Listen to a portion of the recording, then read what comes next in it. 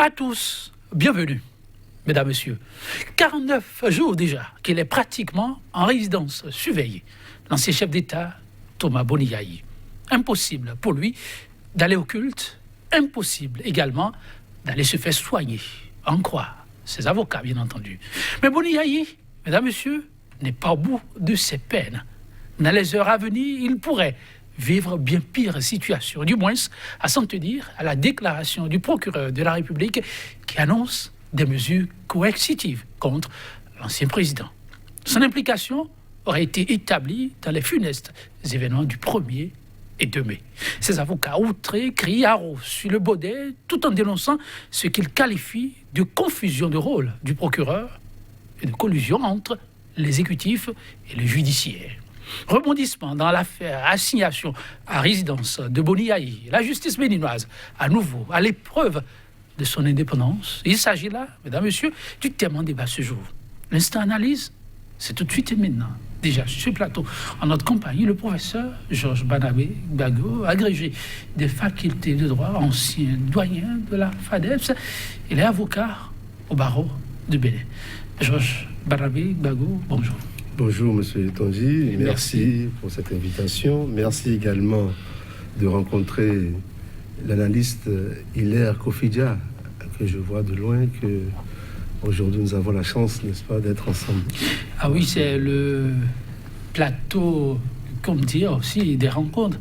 Tout plateau est conçu aussi pour ça et c'est heureux de nous rendre compte qu'on a pu faire ça encore aujourd'hui avec 2 grosses figures. Le professeur, pour le sujet qui nous réunit avant d'aller un peu plus loin, dites très rapidement comment vit-on en ambiance qui prévaut actuellement au niveau de nos universités.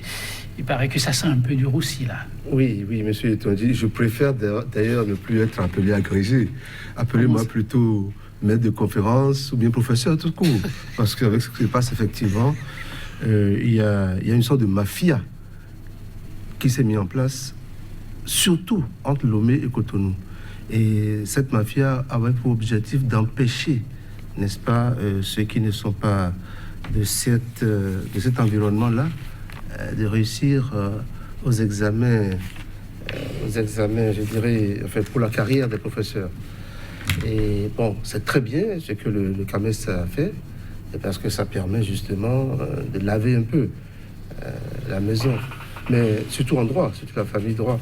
Et ce qui est un peu triste, c'est j'ai l'impression que le CAMES a réussi à battre l'arbre. Mais est-ce que les racines ne sont pas encore là?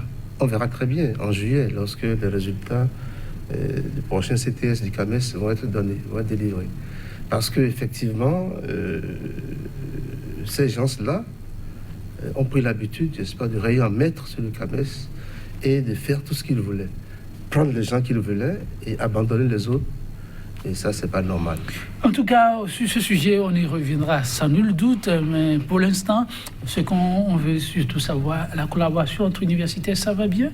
Ça se passe? Oui, tout va bien, à part ces quelques problèmes qu'il y a eu. Je crois que tout va bien. En tout cas, le milieu universitaire en a besoin pour que les étudiants puissent travailler dans la quiétude requise aussi. Merci à vous. Merci de vous être permis et de vous prononcer sur un sujet comme celui-là, un peu délicat. En face de vous, vous l'avez déjà annoncé pour nos téléspectateurs, chers téléspectateurs, il s'agit bien.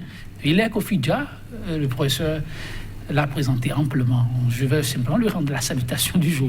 Hilaire Kofidja, bonjour. Oui, bonjour, monsieur Joël, et bonjour au professeur, ami, à mon mentor, le professeur Jean-Baptiste Moncontant, ami de mon ami, et mon ami, et à Lomé, lorsqu'il voulait... Il se perdait pour les leçons d'agrégation à Lomé. C'était celui qui l'a indiqué, le bureau du doyen Santos, à côté Santos, qui est aujourd'hui mon directeur de thèse. Et le monde étant petit, on se retrouve sur ce plateau. Et tout l'honneur est à moi. Et j'aime même pas du rigorisme, parce que c'est un féru en termes de lecture et de livres. Mais on va s'y prêter. Oh, chers téléspectateurs, qu'est-ce que moi-même je suis un peu ému. Eh bien, c'est aussi cela. Une fois encore, nous n'aurons de cesse de le dire, ce plateau est pour tous. Vos contributions, nous en avons simplement besoin pour que le combat pour l'enracinement, le rayonnement de la démocratie, le vivre ensemble et tout ce qui va avec reste le maître mot. Donc, une fois encore, chers invités, merci de répondre à l'invitation. Pour le sujet, Boniaï, Maï a parti avec la justice béninoise. Désormais, plus de doute, mesdames, messieurs, à s'en tenir au propos du procureur de la République. La justice détient désormais des éléments qui témoignent de l'implication de les chefs d'État dans les violences post-électorales enregistrées à Cotonou les 1er et 2 mai 2019. Une sortie médiatique du procureur qui aura aussitôt motivé la sortie médiatique des avocats conseils du mis en cause. Chers invités, je vous propose, on va suivre graduellement des pans d'intervention qui vont constituer le plan d'appui pour l'instant analyse et décryptage. Donc, avec la complicité de la réalisation, nous allons suivre un peu ce que les avocats ont dit en quelques mots au sujet de la question d'implication. La régie. Le communiqué du procureur de la République, il dit qu'il se dégage du dossier des auditions, quelque part, la phrase formulée tout à l'heure, des auditions et des inculpations que M. Yaïboni est personnellement concerné. Mes chers amis, mes chers amis, mes chers amis, nous n'avons pas le droit de dire certaines choses qui vont conduire notre pays, ce beau pays, ce magnifique pays, dans le décor. Suivez attentivement ce que je m'en vais vous expliquer. Le 3 juillet 2019, je dis bien, 3 juillet 2019, Monsieur Is, je n'appellerai pas son nom, c'est l'inculpé, Monsieur Is est entendu par le juge d'instruction, en ma présence, dans le dossier qui le concerne. Parce que le dossier des manifestants, c'est en lot. Vous en avez une centaine. Chaque manifestant a son dossier, soit seul, soit 2 ou 3 réunis. Mais celui-là, que je dénomme X, le 3 juin, il est entendu et j'étais là. J'étais son avocat. J'étais là. J'ai écouté tout ce qu'il a dit du début à la fin. J'ai écouté toutes les questions que le juge lui a posées du début à la fin. Nous sommes sortis. On a fini. On est sortis. Le 3 au soir. Je vais vous dire de suivre ce que je m'en vais vous expliquer par chronologie de date. Le 4, c'est le Ramadan. Je crois bien. Donc, le tribunal n'a pas travaillé. Le 5, nous avons un autre rendez-vous avec le juge. Et je devais être aussi là. Non plus pour celui que nous avions déjà entendu le 3. Et j'étais là, M. Is. Non plus pour lui. Pour une autre personne. Je me présente au bureau du juge le 5 au matin, à l'heure. On me dit que les auditions n'auront pas lieu ce matin. Le juge est empêché. Je dis bien, suivez bien moi pour pouvoir comprendre la manœuvre du communiqué du procureur public. Alors, de revenir le soir. Le soir, ce n'était plus pour l'audition de M. Is. M. Is a été déjà entendu le 3. Donc, le 5 au soir, apparaît la convocation de M. Yaïboni et de M. Guy Mitokpe par rapport au dossier de M. X qu'on a entendu le 3 et pour lequel j'étais présent. Alors, je ne sais pas, je vous demande de me suivre. Le 5 au soir apparaît la convocation de M. Guy Mitokpe et de Yaïboni par rapport au dossier de M. X pour lequel j'étais là le 3 à son audition du début à la fin. Aucun mot n'a été dit du début à la fin hors ma présence. Aucun mot n'a été dit. J'ai lu entièrement son PV d'audition. J'ai participé, comme la loi me le dit, me l'autorise, à des questions telles que c'est prévu au Code de procédure pénale. C'est dans son PV. C'est par rapport à lui que M. Yahi Boni et Guy Mitokpe ont été convoqués. Mais écoutez, je ne sais pas là où le procureur lui a trouvé, puisque lui n'était pas là le 3, peut-être qu'on lui a envoyé le dossier, je ne sais pas, il a trouvé que Yahi Boni est personnellement impliqué dans cette affaire de M. Ince, alors que moi j'étais là. Je ne sais pas. C'est pourquoi je vais vous dire une chose. Je vais vous dire une chose. Il ne faut pas que par des manœuvres de procédure, nous puissions créer de graves problèmes à notre pays. Et c'est pourquoi j'ai dit tout à l'heure, ou bien nous avons le même dossier, ou nous n'avons pas le même dossier.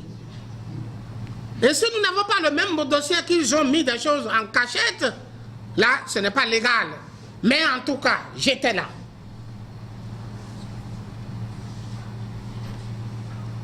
Puisqu'il y fait référence lui-même. Je dis, ce n'est pas bon. Voilà, il s'agit là des toutes premières réactions des avocats conseillers de Thomas Boni-Yahi. Maître Paul Kato-Atita intervenait à l'instant au sujet de l'implication supposée de Boni-Yahi dans les événements du 1er et du 2 mai. Il est Kofi-Dia. Vous savez quoi? Les faits appellent le droit. Et les apparences à un manquement pénal appellent une décision de justice. Et lorsque le procureur de la République décide de sortir pour se prononcer sur un fait d'actualité qui laisse entrevoir une possibilité de poursuivre l'ex-président de la République, et il est supposé avoir des éléments plus ou moins tangibles à son niveau, quitte à lui de les brandir. Mais je ne sais pas si c'est le moment d'aller au fond, mais ce que dénonce ceci, c'est la violation du secret de l'enquête. Et cela est d'autant plus vrai que l'article 11 alinéa 1er. Avant d'en arriver au secret de l'enquête, là, lui, il expose un certain nombre de faits et il semble dire qu'en aucun cas, le nom de Boni-Yahi n'aurait été cité. Tout serait parti d'une personne qu'il a dénommée Inks, qui, au cours de son audition, n'aura en aucun moment cité le nom de Thomas Boni-Yahi. Et il trouve que ça sort comme ça peut sortir d'un chapeau magique, ce nom. Et de ce point de vue, il va falloir faire beaucoup attention. Et le fait de ne pas nommer le Is que moi je n'arrive pas à soupçonner ni à deviner, mais peut-être un tout petit peu, mais ce qui est sûr, que l'on a évoqué le nom de Yahi ou de Guy Mitokpe en sa présence, et n'empêche pas le procureur de la République d'adresser une convocation, puisque qui dit convocation dit il y a forcément quelque chose que l'on reproche, et que cela soit accompagné d'une bonne ou d'une mauvaise intention, là reste tout un autre débat. Là reste tout un autre débat. On reviendra sur l'aspect que vous avez évoqué tout à l'heure. Oui, le professeur, vous avez suivi votre collègue, on peut dire, maître Paul Kato-Atita, sur la question d'implication. Oui, monsieur le journaliste, c'est vrai que maître Paul Kato-Atita, non seulement c'est un confrère, c'est un ami, c'est un camarade, puisque nous sommes de la même promotion. Okay. Et je crois que maître Paul Kato-Atita a cette, je dirais, cette qualité d'être clair. Et je crois que ce qu'il a dit est tout à fait clair. Le monsieur X dont il parle, je ne peux pas en parler autrement, puisque c'est l'instruction, c'est de ne pas terminer encore l'instruction. Le monsieur X dont il parle, moi je dirais qu'il y a X, Y, Z, et même plus. Parce que moi aussi, en tant qu'avocat, je me suis présenté dans les mêmes conditions que maître Paul Kato-Atita. Et aucunement les personnes dont on parle, le président Yahi Boni, ni Mitokpe, n'ont été mis en cause. Je n'ai même pas entendu ces noms-là. C'est vrai, il faut le dire, je ne suis pas en train de dévoiler le secret de l'instruction. C'est vrai que, en ce qui me concernait, le juge faisait tout pour faire entendre le nom Yahi Boni. Mais les inculpés n'ont jamais, ils ont toujours refusé qu'ils ne connaissent rien de Yahi Boni. Mais vous êtes arrivé à Cotonou, où est-ce qu'on vous a logé? Mais ils disent là où ils étaient logés. Ce n'est pas chez Yahi Boni qu'on vous a logé? Non, pas du tout. Je ne connais même pas Cotonou. Je ne connais même pas, etc., etc. Donc, c'est des choses comme ça qu'on entendait. On n'a nullement entendu parler de Yahi Boni, ni de Mitopre, ni d'autres personnes. Ils ont parlé d'eux-mêmes, comment ils sont arrivés à Cotonou, qu'est-ce qui les a amenés à Cotonou. Là, oui, on peut peut-être les inculper pour cela, je n'en sais rien. Mais ces noms-là n'ont pas été cités. Mais au-delà de cela, ce que moi je veux dénoncer là surtout, c'est le manque d'égalité des armes. Aujourd'hui, dans tous les pays du monde, la procédure pénale est accusatoire. C'est-à-dire, nous avons deux parties. Et les parties sont à égalité. Sauf dans les États, je dirais, des États peut-être un peu qui relèvent de la France. Encore que la France est en train de corriger le tir. Le système inquisitoire. Le terme inquisitoire rappelle l'inquisition. C'est-à-dire, il y a le prêtre qui est au-dessus, et un peu comme au Moyen-Âge, et qui condamne les gens, les sorciers surtout, n'est-ce pas, au feu. C'est de là que justement ce mot-là est sorti, inquisition. Nous avons un système inquisitoire qu'il faudrait changer. J'espère que tout ce qui se passe aujourd'hui, le fait que les juges ne sont pas indépendants, c'est vrai, on peut me dire que le procureur n'est pas quelqu'un qui doit être tout à fait indépendant. D'accord, je peux comprendre. Mais son rôle aussi, c'est d'instruire à charge et à décharge. Et ce problème d'égalité des armes se pose sérieusement au Bénin. Nous avons des procureurs qui ont des dossiers. Ils sont à l'accusation. Mais la défense n'a aucun dossier. On l'a vu dans le cas d'Adjavon, le procès d'Adjavon il n'y a pas longtemps, où les avocats n'ont droit à rien. Tout ce qu'on nous dit, c'est que 72 heures à l'avance, vous pouvez aller consulter au greffe les dossiers. Consulter, c'est même pas faire des photocopies, consulter, allez les lire. Vous allez au greffe, vous avez tellement de difficultés pour pouvoir les lire. Si bien que c'est le jour même de l'audience que nous essayons d'aller lire, n'est-ce pas, les dossiers qui sont là. Mais le juge, lui, a besoin de ces dossiers. Dans le cas de ces dossiers, le problème se pose de la même façon encore, vous voulez dire? De la même façon, il n'y a pas de changement. C'est le même système. Les avocats, ils l'ont dit tout à l'heure, ne savent même pas pourquoi Yahi Boni a été convoqué. Rien du tout. Ils n'ont pas assez au dossier. Et alors, ça ne peut pas le procureur, en faisant sa sortie, a apporté un certain nombre d'éléments. Pour certains, ça permet de mieux comprendre la situation de Boni Yahi, où il y a mille et une interrogations. Un autre pan de l'aspect évoqué par le procureur qui a poussé à la réaction d'entrée du débat de Ilay Kofidja. Nous allons plutôt écouter, avec votre permission, chers invités, Maître Renaud Agboudio sur la question, et ensuite on va pouvoir évoluer, si vous le permettez, bien entendu. Alors, la réalisation. Il y a deux choses que l'on peut tirer des déclarations du procureur de la République aujourd'hui. Deux faits gravissimes. D'abord, c'est la violation des dispositions de l'article 12 du Code de procédure pénale, qui impose à toute personne qui concourt à une procédure d'instruction le secret, le silence, pour ne pas dire, oui, l'omerta. Est-ce que le procureur de la République concourt à l'instruction? Bien entendu. C'est lui qui est l'agent de poursuite. C'est lui qui requiert.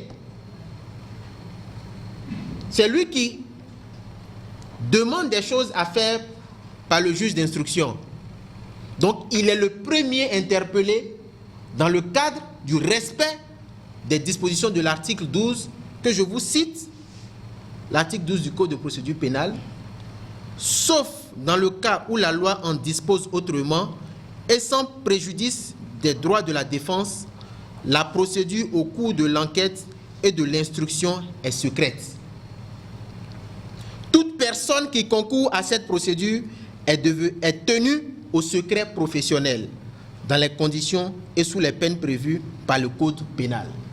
Mais au-delà de ce que le procureur de la République a violé le secret de l'instruction, c'est le caractère de l'indépendance de la justice même qui est mis en exergue.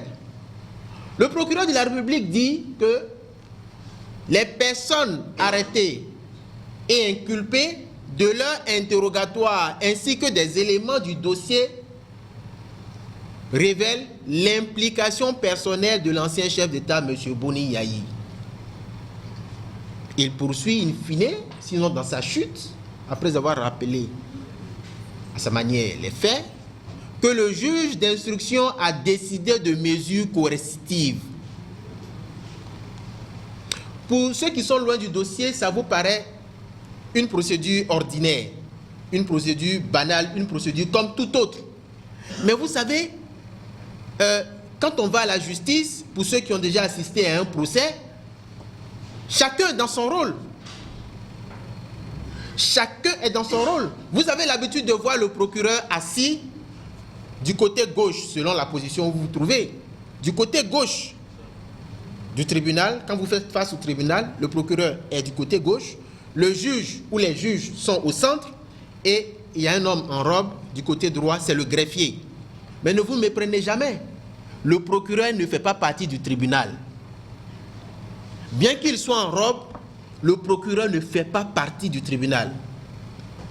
C'est une erreur de construction qui a fait, je vais dire, qui a créé cette confusion dans l'esprit de l'opinion, qui fait croire que parce que le procureur de la République, quand l'audience veut commencer, rentre avec le juge, il fait partie du tribunal.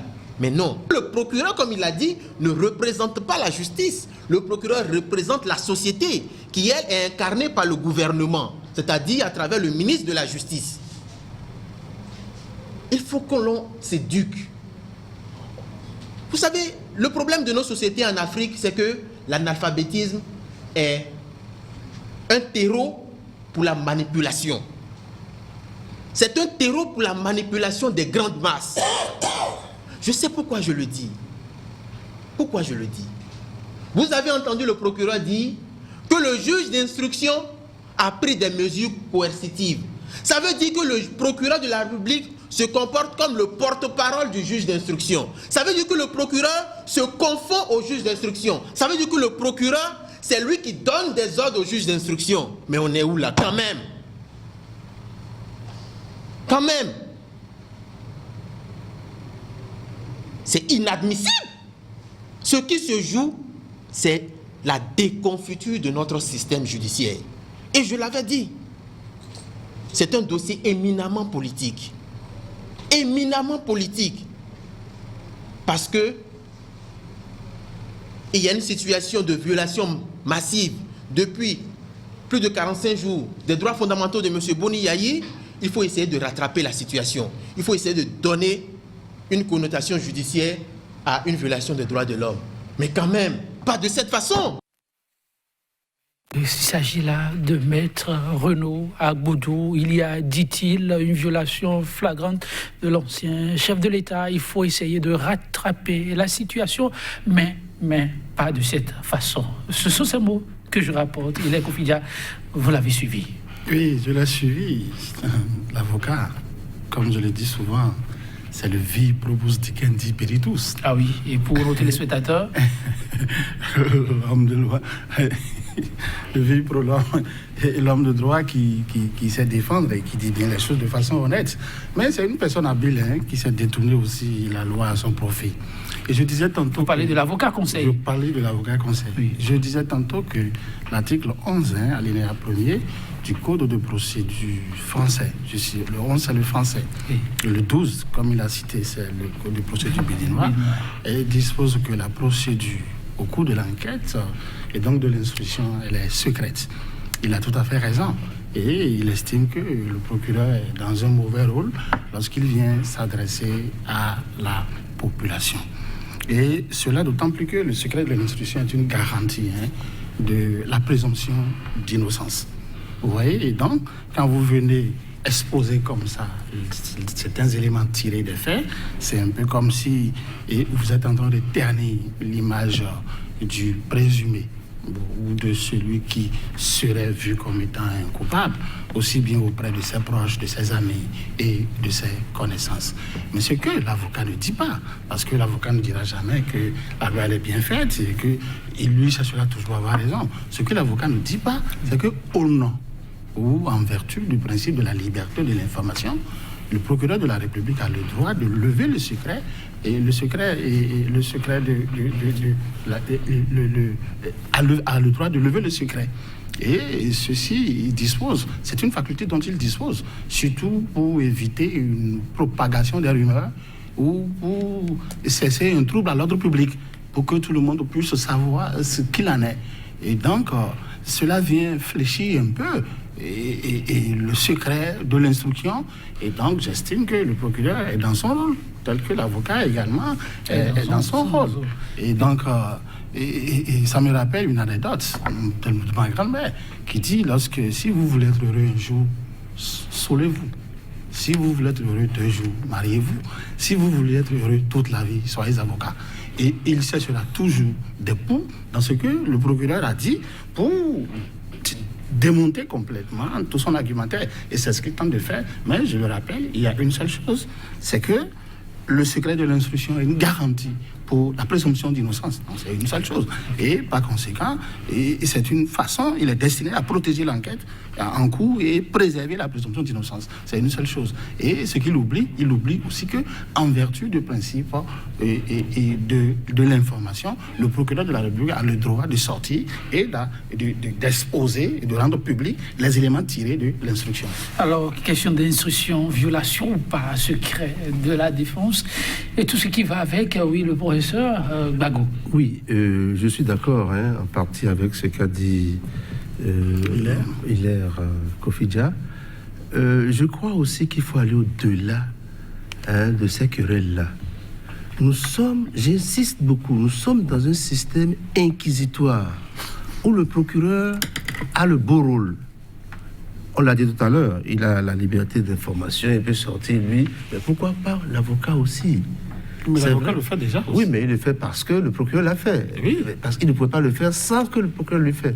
Parce que s'il avait fait cela, on l'aurait tapé sur les doigts parce qu'il aurait violé le secret d'instruction. Tout ce que Paul Kato-Atita a dit, c'est parce que le procureur, mais Sarkodio aussi, c'est parce que le procureur est sorti qu'ils sont obligés de sortir aussi. Or, dans un système accusatoire où il y a l'égalité des armes, vous voyez ça souvent sur les chaînes... nos chaînes télévisées américaines, voilà. Oui. Vous voyez, le système est accusatoire. Il n'y a pas de secret. L'instruction se fait devant tout le monde. Il n'y a que les Français qui ont adopté ce système-là où c'est le secret. Voilà ce que ça donne. On ne sait plus à quel sens se vouer avec ce secret. Tout compte fait, on apprend de tout ceci et on est heureusement à l'ère des réformes.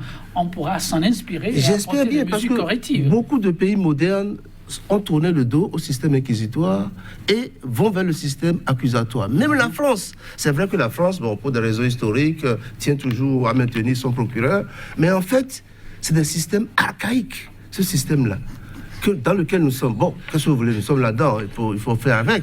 Donc nous sommes obligés de tirer aussi les draps, nous. Mais le vrai problème ici, c'est l'inégalité des armes. Le procureur a des armes que la défense n'a pas. Et ce qui fait que, le cas Yahi Boni... Ça fausse le principe du contradictoire. Voilà, effectivement, voilà. Le cas Yahi Boni ou d'autres. Mais on ne sait pas ce qu'on leur reproche. Le procureur vient dire sa vérité, mais on ne sait même pas si c'est vrai ou faux. Ce que nous, on peut savoir, c'est ce que nos clients disent, c'est ce que les inculpés ont révélé, les manifestants qu'on a appris, ce qu'ils ont révélé. Mais ils n'ont rien révélé de façon à ce qu'on puisse poursuivre l'ancien président de la République. C'est ce que Paul Kato-Atita nous dit, et c'est ce que je vous dis aussi, rien de ce qui a été dit. Alors le procureur vient, il affirme les choses, alors qu'on n'a pas les dossiers, on n'a pas les éléments. Pourquoi? Il peut mentir, il peut raconter tout ce qu'il veut. Surtout, attention, il dit. Maître, mais je suis avec un homme sous ses mains aussi. Vous êtes un homme sous ses mains. Oui, tout à fait. Ça arrive de mentir. C'est possible, puisque s'il veut, n'est-ce pas, rendre service à l'exécutif, mais il peut raconter tout ce que l'exécutif a mis en branle. Dans le cas de Yahi Boni, il y a très longtemps que Yahya Boni est recherché d'une manière ou d'une autre de ces services. Ils l'ont dit. On a raconté aux gens qu'il faut accuser Yahya Boni pour pouvoir sortir de prison. Et ça, je vous le dis, je le répète, je l'ai dit ici, je le répète encore. Donc, il y a longtemps que Yahya Boni est, je disais, recherché, pas par la police cette fois-ci, mais recherché par l'exécutif, recherché par la tête de l'exécutif.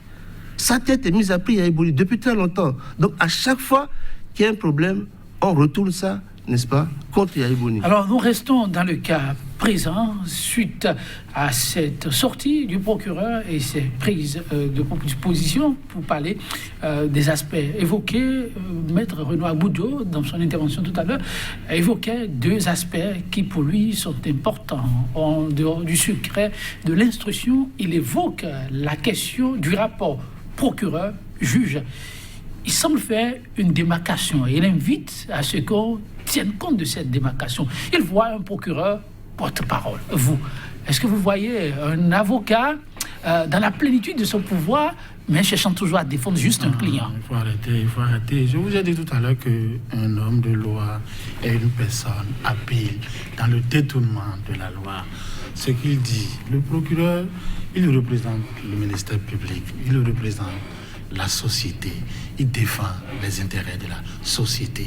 Et lorsqu'il dit ce que le juge d'instruction devrait faire, il ne fait qu'anticiper, les choses. Mais permettez-moi de chuter sur ce que le doyen a dit tout à l'heure. Non, avant de chuter, oui. Vous avez dit il ne fait qu'anticiper les choses. Oui, bon, et l'avocat disait tout à l'heure qu'il n'est pas le juge d'instruction. Donc soit ils ont travaillé en synergie, alors que de sa position, de porte-voix de la société, il ne devrait pas. Il n'est pas le juge de l'instruction, mais il peut anticiper, deviner ce que peut dire le juge de l'instruction. Ah, ça se fait aussi. Le droit, non. Bon, même si c'est une maladresse de sa part, il faut comprendre que, bon, ça peut...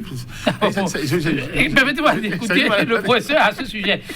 Pour les novices, je pense que nous sommes sur des dossiers d'urgence, c'est important à savoir. Oui, le juge d'instruction travaille de concert avec le procureur de la République. Vous savez, les dossiers vont d'abord chez le procureur, et c'est le procureur qui les dirige vers le juge d'instruction. Et le juge d'instruction, après, font un compte rendu au procureur, l'acquisition du procureur, tout ça là, ça c'est tout à fait normal. C'est le système qui est comme ça, c'est le système français qui a été fait comme ça, et nous, comme nous sommes des colonisés français, nous avons été obligés de prendre le système-là. Mais il faut dire que c'est un système qui est combattu partout dans le monde.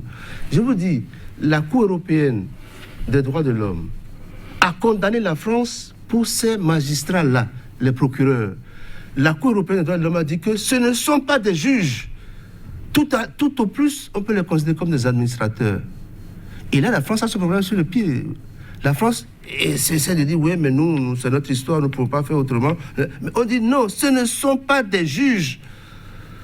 Ce sont à la rigueur des magistrats qu'on peut ranger dans la catégorie administrateur. Voilà ce que la Cour européenne elle-même des droits de l'homme a dit sur ces magistrats dont nous parlons. Donc, il y a des problèmes. Il y a des problèmes. On n'en est pas encore là. Qui, au Bénin? On n'en est pas encore là au Bénin. Mais il faudrait qu'on en arrive là. Si celui que vous suivez est condamné pour son système, il faudrait... Pourquoi on forme des agrégés, comme vous dites? Pourquoi on forme des professeurs de ceci, cela? Mais c'est pour que nous puissions justement changer ce qui est changeable. Et ça, ce système-là, inquisitoire en matière pénale, ça a ses limites. Alors, en attendant d'en arriver à ces résultats qui sont souhaitables au regard des dégâts, on fait avec l'arsenal disponible. Oui. Et avec cet arsenal, est-ce qu'il faut vraiment en vouloir au procureur dans sa posture actuelle? Moi, je dirais oui et non. Oui, parce que le procureur, comme l'a dit tout à l'heure Kofidja, le procureur défend la société. Mais ce n'est pas la même chose que le procureur défend l'État. Or, nos procureurs défendent l'État. Oui, voilà, ils sont dans une situation où c'est l'État qui défend. Bon, s'ils devaient défendre la société, avec ce qui se passe aujourd'hui, ils devaient comprendre qu'il faut apporter la paix au Bénin. Il ne faut pas mettre de l'huile sur le feu. J'ai vu un journal qui dit ça, que le procureur met de l'huile sur le feu. Oui, c'est cela. Il faut pas. S'ils défendaient la société, c'est pas dans ce rôle-là qu'il serait. C'est de trouver tout pour que la société, n'est-ce pas, puisse tenir. Alors nous sommes dans... J'espère qu'on n'en ira pas là. Nous sommes dans une situation qui peut entraîner un génocide. Tous les Nagos, etc., de Savais et autres, on a même parlé du Nigeria, des Nagos du Nigeria, ça veut dire que c'est dangereux ce qu'on est en train de faire. On nous met dans la situation d'Abiyarimana et de, comment il s'appelle l'autre là, celui qui est, et de Kagame. Oui. On nous parle de Kagame. Nous sommes dans cette situation-là. Yaïboni, d'un côté, je peux le voir comme, comment il s'appelle, comme Abiyarimana, et je peux voir Talon comme Kagame. Encore que c'est son ami. Donc voilà, il faudrait éviter cela. Le procureur doit éviter cela. Il ne défend pas l'État. Il n'est pas là pour défendre le gouvernement. Il est là pour la société.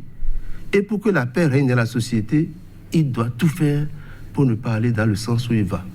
C'est pour ça que les avocats ont levé le bouclier.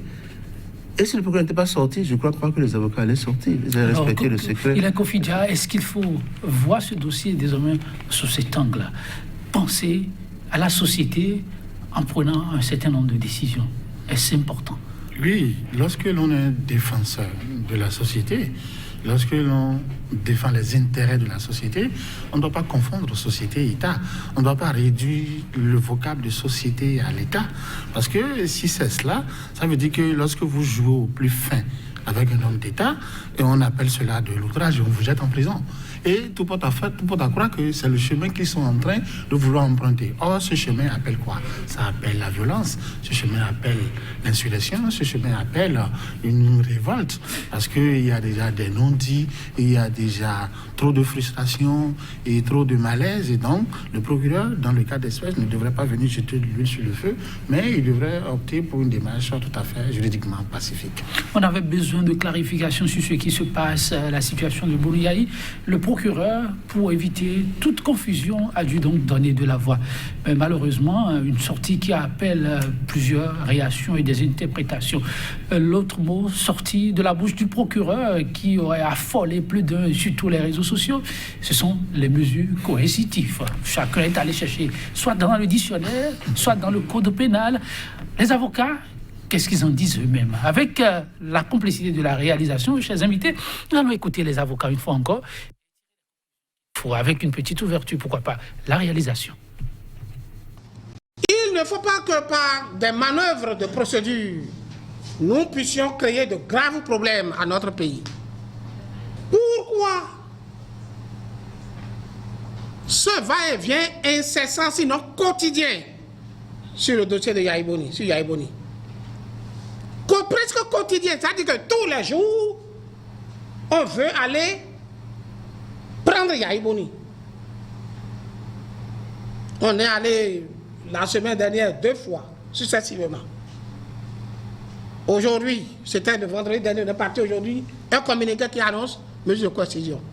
Mais il n'a pas autre, le juge n'a pas autre travail à faire là. Il n'a pas de dossier.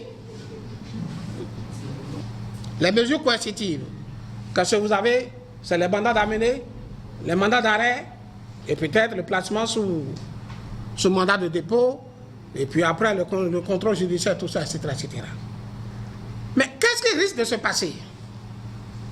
Quand le juge aurait remis l'un de ses mandats, si c'est d'amener ou d'arrêt, aux officiers pour le contrôle judiciaire, pour aller chercher M. Yaïboni, et quand ils vont aller à sa porte, ils verront la porte fermée, ou ils vont voir le portail ouvert, mais les chambres fermées. Ils vont faire quoi? Ils vont défoncer, fracasser les portes, tomber sur lui. Et s'il la résiste, ils vont le bastonner, le traîner. Alors là, sachez que c'est ça, les mesures coercitives.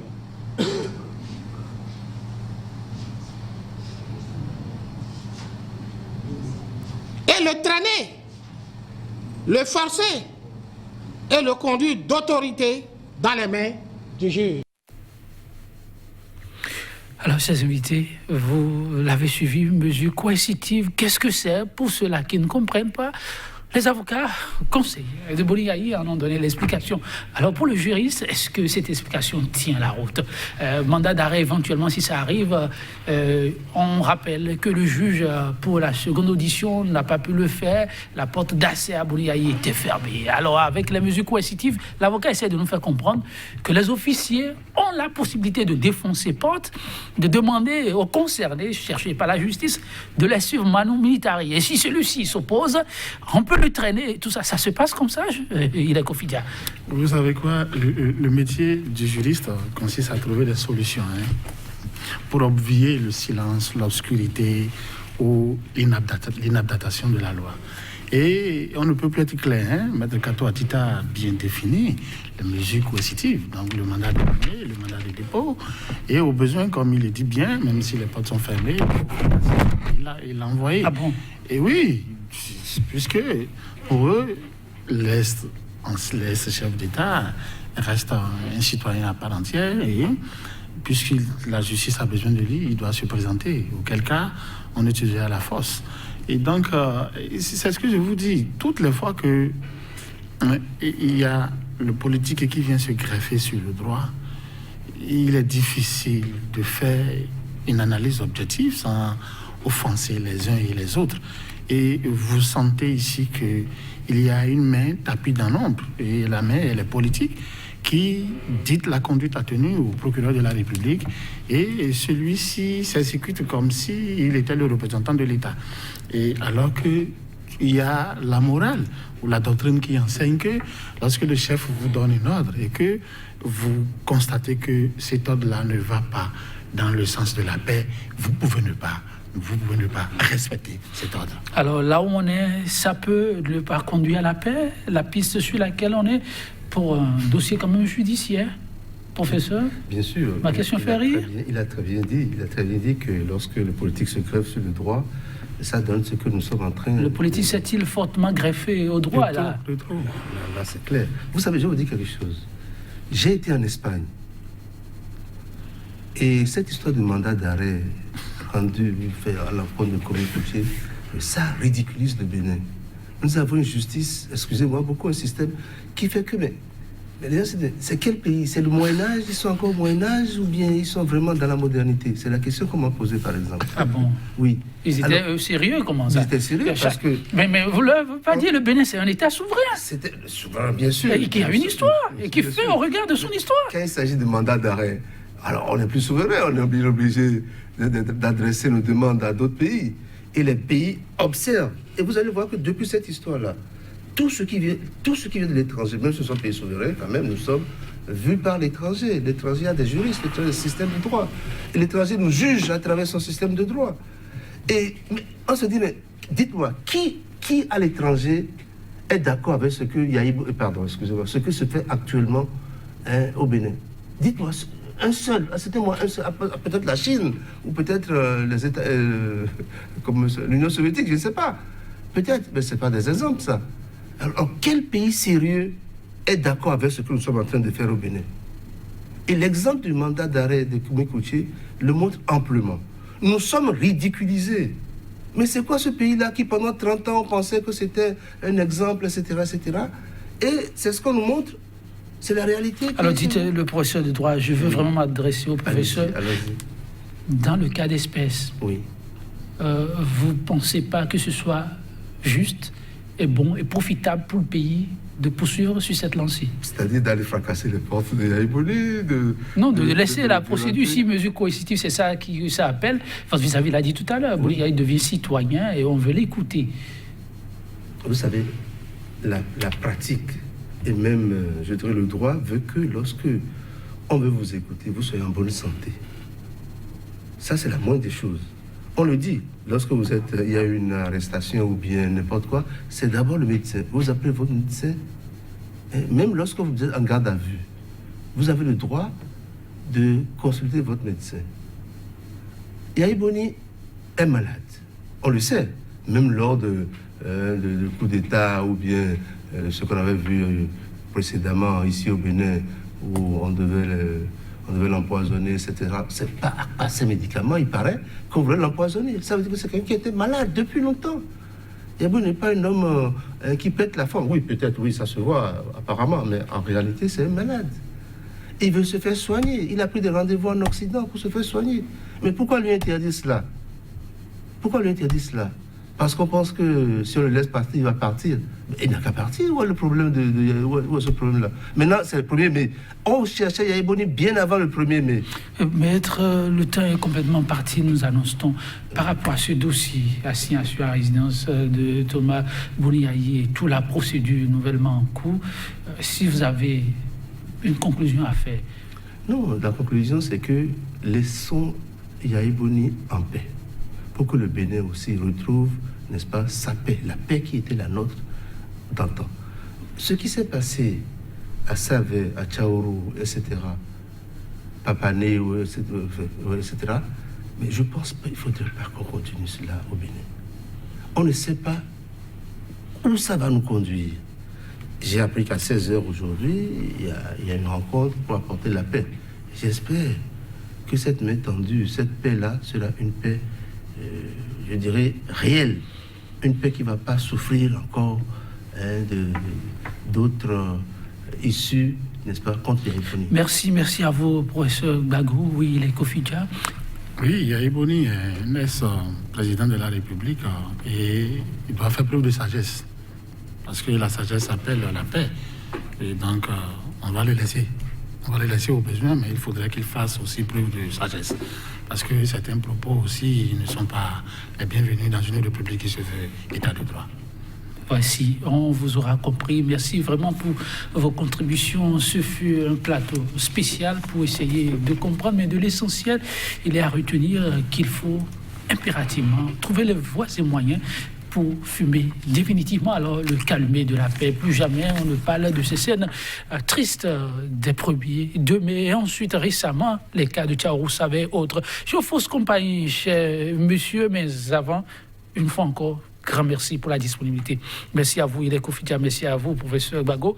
Cher réalisateur, merci pour la complicité. Cette citation d'Edward Young, avant de vous fausser compagnie, il est poète romantique anglais, et je le cite, la paix et la dignité, dit-il, naissent à l'instant où l'ambition et l'arrogance meurent. Bonne méditation chez vous et à très bientôt.